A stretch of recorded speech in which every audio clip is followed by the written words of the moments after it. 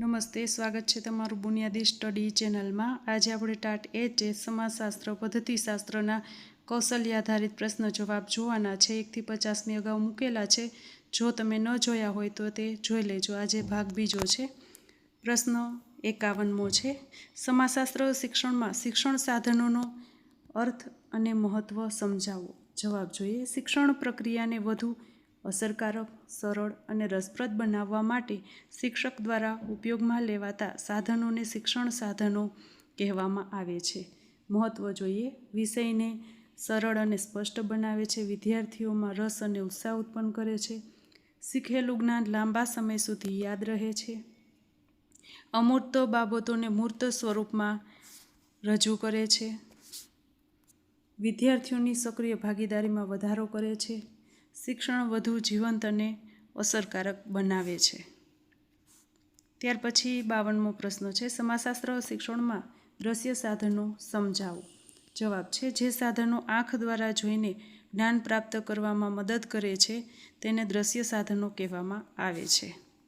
એમાં આપણે ઉદાહરણો જોઈએ। નકશા, ચાર્ટ, ચિત્રો, graph, model, poster, flash card. ત્યાર પછી મહત્વ જોઈએ। દ્રશ્ય સાધનો વિદ્યાર્થીઓની સમજશક્તિ અને યાદશક્તિમાં વધારો કરે છે। ત્યાર પછી 53મો પ્રશ્ન જોઈએ। સમાજશાસ્ત્ર શિક્ષણમાં શ્રાવ્ય અને દ્રશ્ય શ્રાવ્ય સાધનો સમજાવો। જવાબ છે, એમાં પહેલું છે શ્રાવ્ય સાધનો। જે સાધનો સાંભળીને જ્ઞાન પ્રાપ્ત કરવામાં મદદ કરે છે તેને શ્રાવ્ય સાધનો કહેવામાં આવે છે। ઉદાહરણ તરીકે જોઈએ તો રેડિયો છે, ઓડિયો રેકોર્ડિંગ છે અને ભાષણ છે।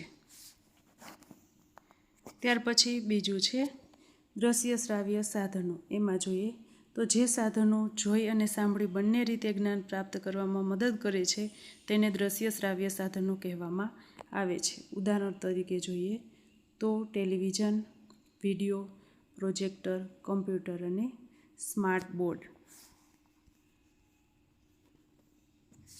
ત્યાર પછી 54મો પ્રશ્ન છે, સમાજશાસ્ત્ર શિક્ષણમાં મૂલ્યાંકનનો અર્થ અને મહત્વ સમજાવો।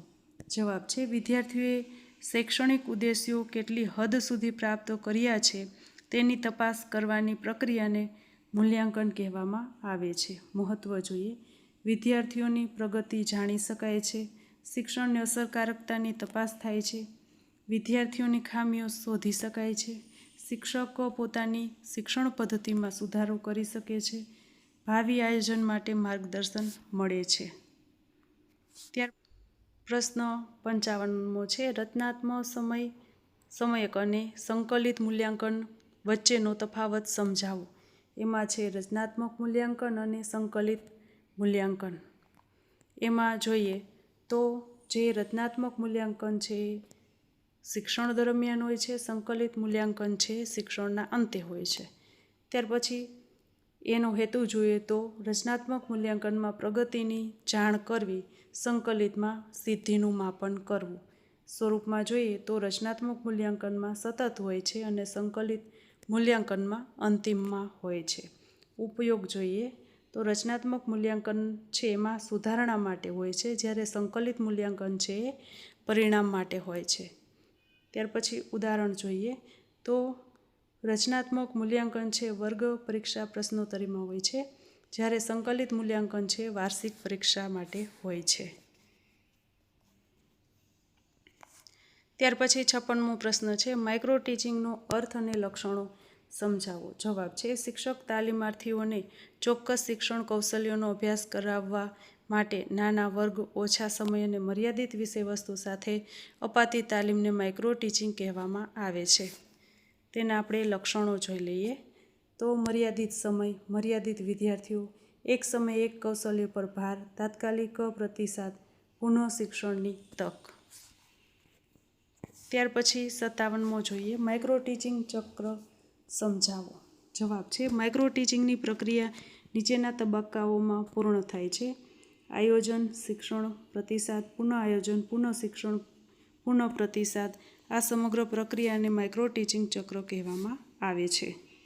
ત્યાર પછી 58મો પ્રશ્ન છે, માઇક્રો ટીચિંગના લાભો સમજાવો। જવાબ છે, શિક્ષણ કૌશલ્યોમાં નિપુણતા આવે છે, ત્યાર પછી આત્મવિશ્વાસમાં વધારો થાય છે, ભૂલો સુધારવાની તક મળે છે, શિક્ષણ વધુ અસરકારક બને છે, તાલીમાર્થી શિક્ષકને વ્યવહારિક અનુભવ મળે છે.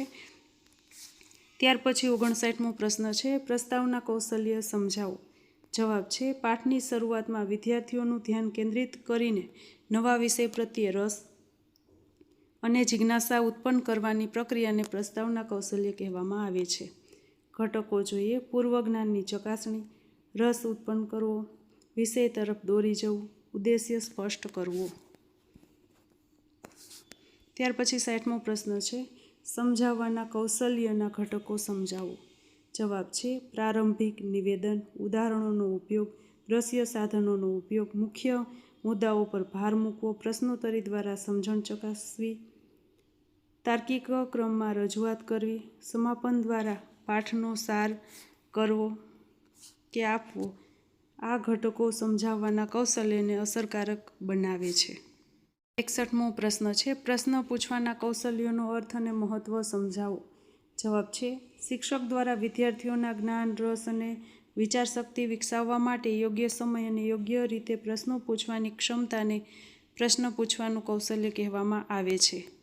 ત્યાર પછી મહત્વ જોઈએ તો વિદ્યાર્થીઓનું ધ્યાન કેન્દ્રિત રહે છે, પૂર્વજ્ઞાનની ચકાસણી થાય છે, વિચારશક્તિ અને તાર્કિક શક્તિ વિકસે છે, વર્ગમાં સક્રિય ભાગીદારી વધે છે, વિદ્યાર્થીઓના અભ્યાસનું મૂલ્યાંકન થાય છે, આત્મવિશ્વાસ અને અભિવ્યક્તિ શક્તિમાં વધારો થાય છે. ત્યાર પછી 62મો પ્રશ્ન છે, સારા પ્રશ્નોની લાક્ષણિકતાઓ સમજાવો. જવાબ છે, પ્રશ્ન સ્પષ્ટ અને સરળ હોવો જોઈએ, પ્રશ્ન વિદ્યાર્થીઓની કક્ષા અનુસાર હોવો જોઈએ, પ્રશ્ન પાઠ સાથે સંબંધિત હોવો જોઈએ, પ્રશ્ન ટૂંકો અને અર્થપૂર્ણ હોવો જોઈએ, પ્રશ્ન વિચાર પ્રેરક હોવો જોઈએ, પ્રશ્નોમાં ક્રમબદ્ધતા હોવી જોઈએ. ત્યાર પછી 63મો પ્રશ્ન છે, પુનર્બલન કૌશલ્યનો અર્થ અને તેના પ્રકાર સમજાવો. જવાબ છે, વિદ્યાર્થીઓના યોગ્ય જવાબ અથવા સારા વર્તનને પ્રોત્સાહન આપવા માટે શિક્ષક દ્વારા કરવામાં આવતી ક્રિયાને પુનર્બલન કૌશલ્ય કહેવામાં આવે છે. એના પ્રકારો જોઈએ તો મૌખિક પુનર્બલન, જેમ કે શાબાશ, ખૂબ સારું. અમૌખિક પુનર્બલન, સ્મિત, તાળીઓ, માથું હલાવવું. ત્યાર પછી સકારાત્મક પુનર્બલન અને નકારાત્મક પુનર્બલન. ત્યાર પછી મહત્વ, આત્મવિશ્વાસ વધે છે, શીખવાની પ્રેરણા મળે છે, વર્ગખંડનું વાતાવરણ હકારાત્મક બને છે. ત્યાર પછી 64મો પ્રશ્ન જોઈએ, ઉત્તેજન પરિવર્તન કૌશલ્ય સમજાવો. જવાબ છે, વિદ્યાર્થીઓનું ધ્યાન અને રસ જાળવી રાખવા માટે શિક્ષક પોતાના શિક્ષણમાં વિવિધ પ્રકારના ફેરફારો કરે તેને ઉત્તેજન પરિવર્તન કૌશલ્ય કહેવામાં આવે છે.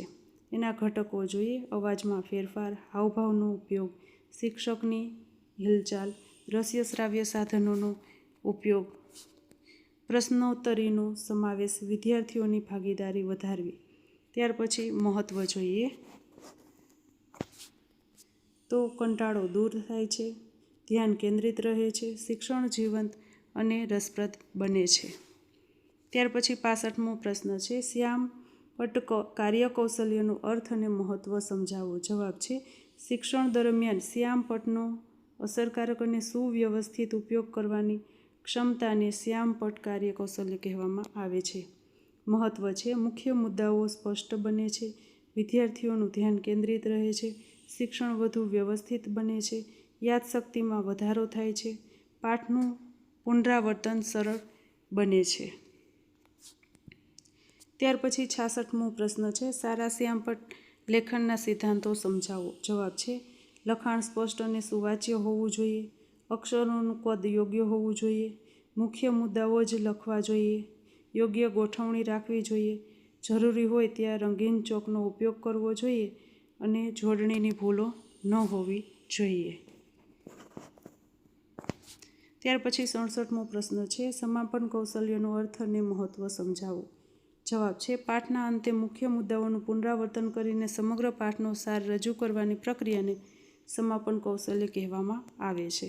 મહત્વ જોઈએ તો શીખેલા જ્ઞાનનું પુનરાવર્તન થાય છે, વિદ્યાર્થીઓની સમજણની ચકાસણી થાય છે, જ્ઞાન વધુ સ્થાયી બને છે, આગામી પાઠ માટે પાયો તૈયાર થાય છે. ત્યાર પછી 68મો પ્રશ્ન છે, સમાપન કૌશલ્યના મુખ્ય ઘટકો સમજાવો. જવાબ છે, મુખ્ય મુદ્દાઓનું સંક્ષિપ્ત પુનરાવર્તન, પ્રશ્નોત્તરી દ્વારા સમજણની ચકાસણી, શીખેલા જ્ઞાનનો ઉપયોગ સમજાવવો, આગામી પાઠ સાથે સંબંધ સ્થાપિત કરવો, ગૃહ કાર્ય આપવું. ત્યાર પછી 69મો પ્રશ્ન છે, પ્રસ્તાવના કૌશલ્યના મુખ્ય ઘટકો સમજાવો. જવાબ છે, પૂર્વ જ્ઞાનની ચકાસણી કરવી, વિદ્યાર્થીઓમાં રસ ઉત્પન્ન કરવો, નવા વિષય સાથે સંબંધ સ્થાપિત કરવો. ત્યાર પછી પાઠના ઉદ્દેશ્યો સ્પષ્ટ કરવા અને વિદ્યાર્થીઓનું ધ્યાન કેન્દ્રિત કરવું.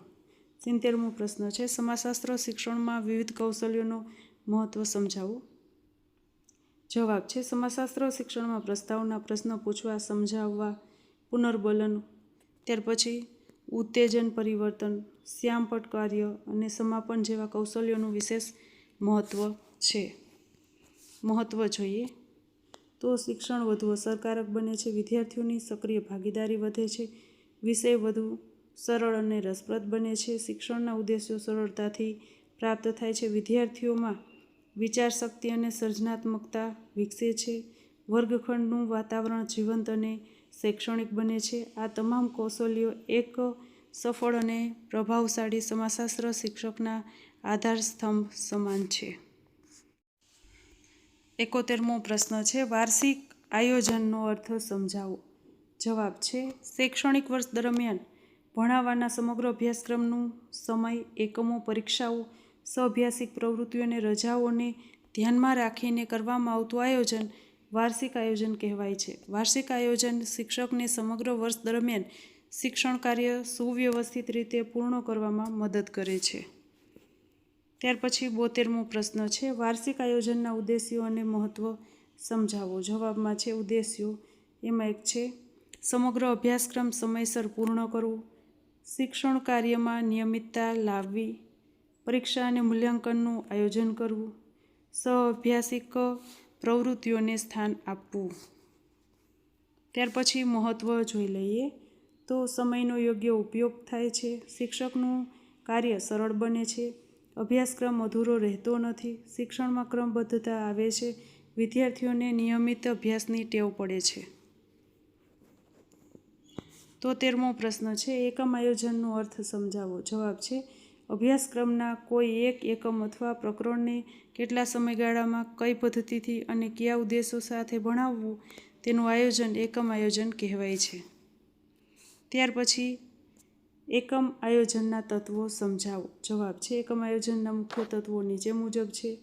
એમાં તત્વો જોઈએ તો એકમનું નામ, સમયગાળો, સામાન્ય અને વિશિષ્ટ ઉદ્દેશ્યો, વિષય વસ્તુનું વિભાજન, શિક્ષણ પદ્ધતિઓ, શિક્ષણ સાધનો, મૂલ્યાંકન પદ્ધતિ અને ગૃહ કાર્ય અને અનુગામી કાર્ય.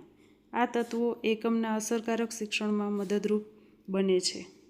ત્યાર પછી 75મો પ્રશ્ન છે, દૈનિક આયોજનનો અર્થ સમજાવો. જવાબ છે, દરરોજના એક ચોક્કસ પાઠને ધ્યાનમાં રાખીને શિક્ષક દ્વારા કરવામાં આવતી પૂર્વ તૈયારીને દૈનિક આયોજન અથવા પાઠ આયોજન કહેવામાં આવે છે. ત્યાર પછી 76મો પ્રશ્ન છે, દૈનિક આયોજનના ઘટકો સમજાવો. જવાબ છે, દૈનિક આયોજનના ઘટકો નીચે મુજબ છે.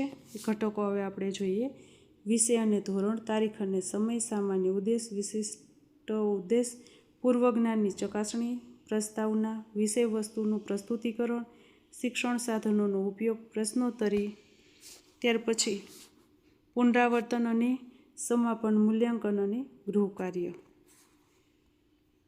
ત્યાર પછી જોઈએ તો વાર્ષિક આયોજન અને એકમ આયોજન વચ્ચેનો તફાવત સમજાવો. વાર્ષિક આયોજન અને એકમ આયોજન એમાં છે, વાર્ષિક આયોજન છે સમગ્ર વર્ષ માટે કરવામાં આવે છે, જ્યારે એકમ આયોજન એક પ્રકરણ અથવા એકમ માટે બનાવવામાં આવે છે. વાર્ષિક આયોજન છે સમગ્ર અભ્યાસનો સમાવેશ થાય છે, એમાં એકમ આયોજન છે એમાં ચોક્કસ એકમનો સમાવેશ થાય છે. વાર્ષિક આયોજન છે એમાં સમયગાળો એક વર્ષનો હોય છે, જ્યારે એકમ આયોજન છે એનો સમયગાળો થોડા દિવસો અથવા અઠવાડિયાનો હોય છે.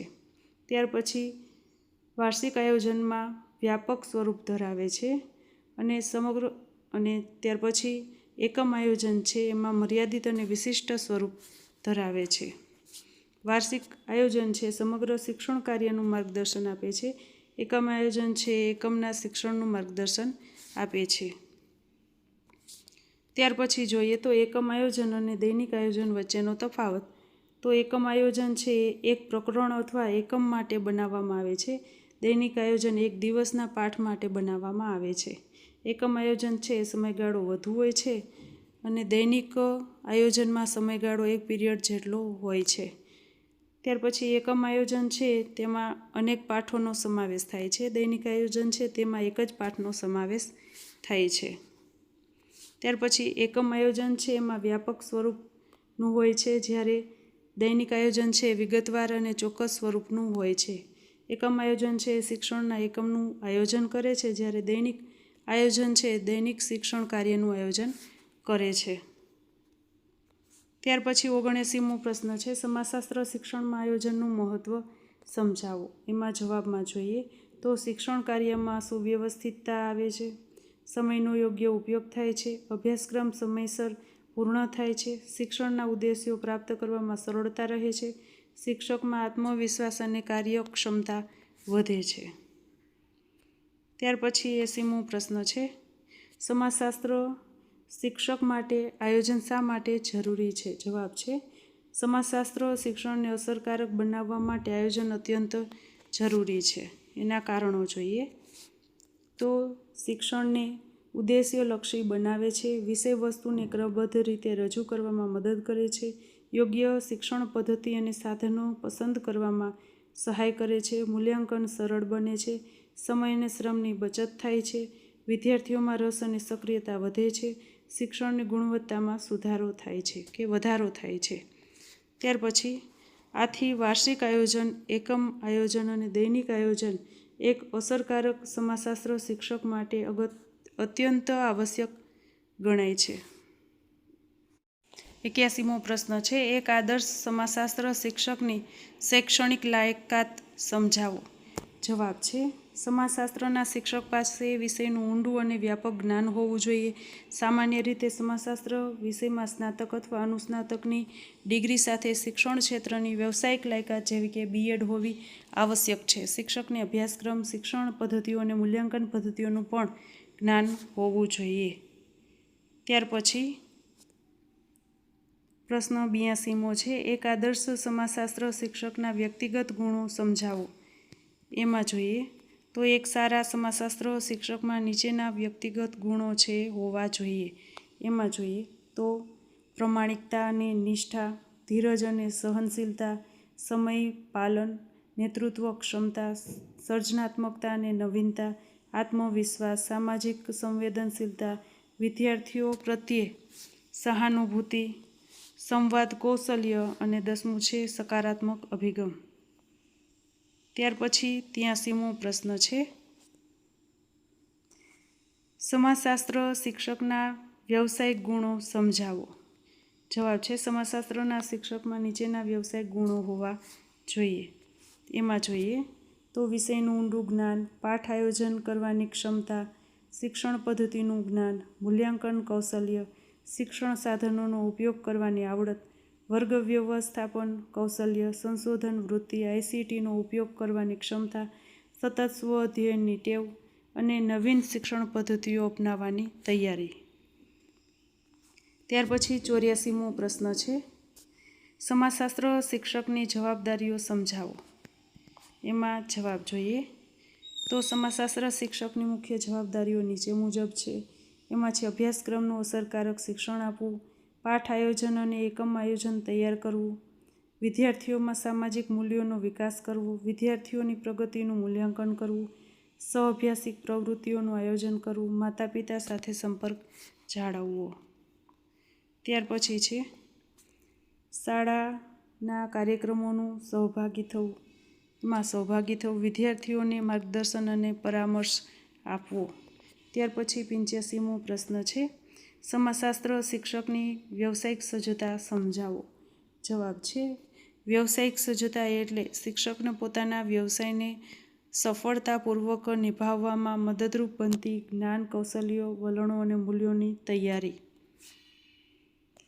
વ્યવસાયિક સજ્જતાના ઘટકો છે વિષય સજ્જતા, પદ્ધતિ સજ્જતા, મૂલ્યાંકન સજ્જતા, ટેકનોલોજી સજ્જતા, સંશોધન સજ્જતા, સંવાદ સજ્જતા, માનવીય સંબંધો જાળવવાની સજ્જતા. ત્યાર પછી સમાજશાસ્ત્ર શિક્ષકમાં વિષય સજ્જતાનું મહત્ત્વ સમજાવો. જવાબ છે વિષયનું સ્પષ્ટ અને અસરકારક શિક્ષણ આપી શકાય. વિદ્યાર્થીઓના પ્રશ્નોના યોગ્ય જવાબો આપી શકાય છે. શિક્ષકમાં આત્મવિશ્વાસ વધે છે. શિક્ષણ વધુ રસપ્રદ બને છે. ત્યાર પછી છે વિદ્યાર્થીઓમાં વિષય પ્રત્યે રસ વિકસે છે. 87મો પ્રશ્ન છે, એમાં જોઈએ તો સમાજશાસ્ત્ર શિક્ષકમાં પદ્ધતિ સજ્જતા સમજાવો. જવાબ છે સમાજશાસ્ત્ર શિક્ષકને વિવિધ શિક્ષણ પદ્ધતિઓ, શિક્ષણ કૌશલ્યો અને શિક્ષણ સાધનોના યોગ્ય ઉપયોગનું જ્ઞાન અને કુશળતા હોવી જોઈએ. આ ક્ષમતાને પદ્ધતિ સજ્જતા કહેવામાં આવે છે. 88મો પ્રશ્ન છે, સમાજશાસ્ત્ર શિક્ષકમાં મૂલ્યાંકન સજ્જતા સમજાવો. એમાં જોઈએ તો જવાબ છે વિદ્યાર્થીઓની સિદ્ધિ, પ્રગતિ અને ક્ષમતાનું યોગ્ય મૂલ્યાંકન કરવાની શિક્ષકની ક્ષમતાને મૂલ્યાંકન સજ્જતા કહેવામાં આવે છે. 89મો પ્રશ્ન છે, સમાજશાસ્ત્ર શિક્ષકમાં ટેકનોલોજી સજ્જતા સમજાવો. જવાબ છે આધુનિક શિક્ષણમાં computer, internet, projector, smart board અને અન્ય ICT સાધનોનો અસરકારક ઉપયોગ કરવાની ક્ષમતાને ટેકનોલોજી સજ્જતા કહેવામાં આવે છે. ત્યાર પછી 90મો પ્રશ્ન છે, સમાજશાસ્ત્ર શિક્ષકના ગુણો અને સજ્જતાનું મહત્ત્વ સમજાવો. જવાબ છે એક સફળ સમાજશાસ્ત્ર શિક્ષક માટે વ્યક્તિગત ગુણો અને વ્યવસાયિક સજ્જતા બંને જરૂરી છે. મહત્ત્વ જોઈએ તો શિક્ષણની ગુણવત્તામાં વધારો થાય છે. વિદ્યાર્થીઓમાં વિશ્વાસ અને પ્રેરણા વધે છે. વર્ગખંડનું વાતાવરણ હકારાત્મક બને છે. શિક્ષણના ઉદ્દેશ્યો સરળતાથી પ્રાપ્ત થાય છે. શિક્ષક સમાજ માટે આદર્શ વ્યક્તિ બની શકે છે. આ રીતે સમાજશાસ્ત્રના શિક્ષકના ગુણો, જવાબદારીઓ અને વ્યવસાયિક સજ્જતા શિક્ષણની સફળતાના મહત્વપૂર્ણ આધારસ્તંભ છે. 91મો પ્રશ્ન છે, સમાજશાસ્ત્રનો અર્થ અને વ્યાખ્યા સમજાવો. જવાબ છે સમાજશાસ્ત્ર એ માનવ સમાજ, સામાજિક સંબંધો, સામાજિક સંસ્થાઓ, સામાજિક પ્રક્રિયાઓ અને સામાજિક પરિવર્તનોનો વૈજ્ઞાનિક અભ્યાસ કરતું વિજ્ઞાન છે. પ્રખ્યાત સમાજશાસ્ત્રી એ સમાજશાસ્ત્ર શબ્દનો પ્રથમ વખત ઉપયોગ કર્યો હતો. પ્રખ્યાત સમાજશાસ્ત્રી છે ઓગસ્ટ કોન. તેમને સમાજશાસ્ત્રના પિતા પણ કહેવામાં આવે છે. એમાં લક્ષણો જોઈએ. સમાજશાસ્ત્ર એક સામાજિક વિજ્ઞાન છે. તે માનવ સમાજનો અભ્યાસ કરે છે. તે વૈજ્ઞાનિક પદ્ધતિનો ઉપયોગ કરે છે. તે સામાજિક સંબંધો અને પ્રક્રિયાઓનું વિશ્લેષણ કરે છે. તે સમાજમાં થતા પરિવર્તનોનો અભ્યાસ કરે છે. 92મો પ્રશ્ન છે, સમાજશાસ્ત્ર વિષયનું મહત્ત્વ સમજાવો. જવાબ છે આધુનિક સમાજમાં સમાજશાસ્ત્રનું વિશેષ મહત્ત્વ છે. મહત્ત્વ જોઈએ સમાજ અને તેની રચનાને સમજાવવામાં મદદ કરે છે. સામાજિક સમસ્યાઓના ઉકેલમાં સહાયરૂપ બને છે. સામાજિક એકતા અને સહકારની ભાવના વિકસાવે છે. લોકશાહી મૂલ્યોને મજબૂત બનાવે છે. ત્યાર પછી છે સામાજિક પરિવર્તનને સમજાવવામાં મદદ કરે છે. વૈજ્ઞાનિક દૃષ્ટિકોણનો વિકાસ કરે છે. જવાબદાર નાગરિક ઘડવામાં મદદરૂપ બને છે.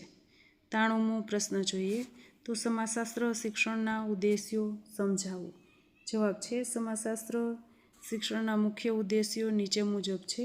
એમાં જોઈએ સમાજ વિશે વૈજ્ઞાનિક સમજ વિકસાવવી, સામાજિક મૂલ્યો અને વલણોનો વિકાસ કરવો, જવાબદાર નાગરિકત્વની ભાવના વિકસાવવી, સામાજિક સમસ્યાઓ પ્રત્યે સંવેદનશીલતા કેળવવી, લોકશાહી મૂલ્યોનો વિકાસ કરવો, વિચારશક્તિ અને વિશ્લેષણ ક્ષમતાનો વિકાસ કરવો. ત્યાર પછી 7મું છે રાષ્ટ્રીય એકતા અને આંતરરાષ્ટ્રીય સમજણ વિકસાવવી. ત્યાર પછી 94મો પ્રશ્ન છે, સમાજશાસ્ત્રનું સ્વરૂપ સમજાવો. જવાબ છે સમાજશાસ્ત્રના સ્વરૂપ અંગે વિવિધ વિદ્વાનોએ પોતાના અભિપ્રાયો આપ્યા છે. એમાં આપણે મુખ્ય વિશેષતાઓ જોઈએ. સમાજશાસ્ત્ર એક સામાજિક વિજ્ઞાન છે. તે શુદ્ધ વિજ્ઞાન છે. તે અમૂર્ત વિજ્ઞાન છે.